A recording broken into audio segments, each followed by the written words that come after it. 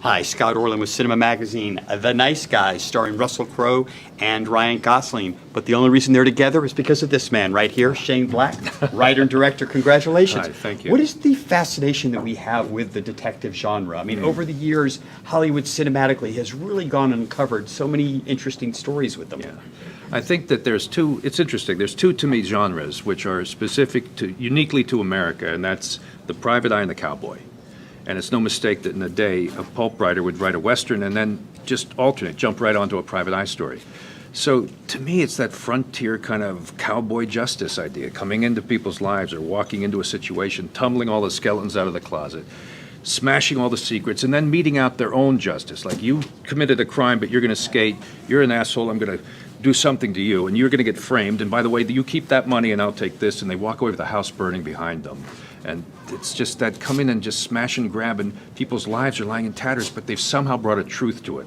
They've brought the light into the equation. But when you've dealt with it before, this is the man responsible for Lethal Weapon, there's always a sense of humor that you inject into it. Yeah. Why? I mean, and especially you have two great actors now that kind of take that humor and run with it. Yeah, I think you gotta have humor in these things. I mean, there's a sense of melancholy and bittersweetness, which I love.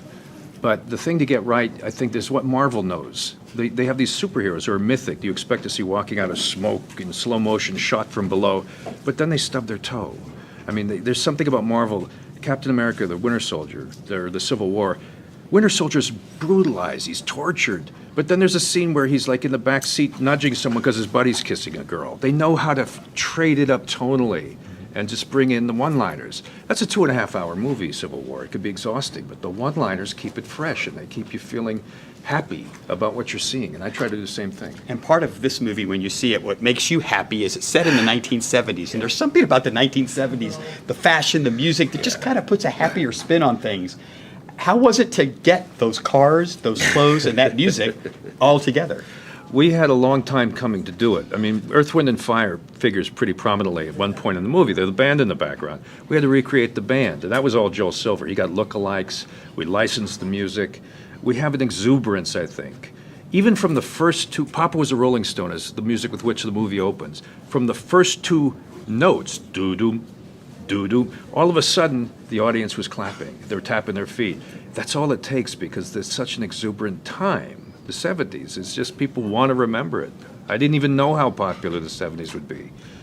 It's it's doing great for us. And just a last quick question for you. When you see this movie, it's set in Los Angeles, but not really. It was filmed in my hometown of Atlanta. Is that weird now that we go all around the world to pretend we're somewhere else around the world? Well, the name of the game lately, unfortunately or fortunately, is rebates, which means much as you'd love to shoot here, we've had 8 weeks in Los Angeles, or 3 weeks rather in Los Angeles, 8 long weeks in Atlanta, and they both cost the same. And even in Atlanta, we got an additional rebate, so it's just too expensive. You have to chase it. And you have to recreate it. We had to find buildings with hard mat lines, pointy roofs that you could replace with palm trees later. So it was a task, but the good news is with VFX, you can do that now. You can turn anything into anything. So would I love to shoot in LA and go home at night to my 2 dogs? Yes. Can I? No. See, this is a nice guy right here. Shane Black, I can't thank you enough. Really appreciate it. This is Scott Orlin. Until next time.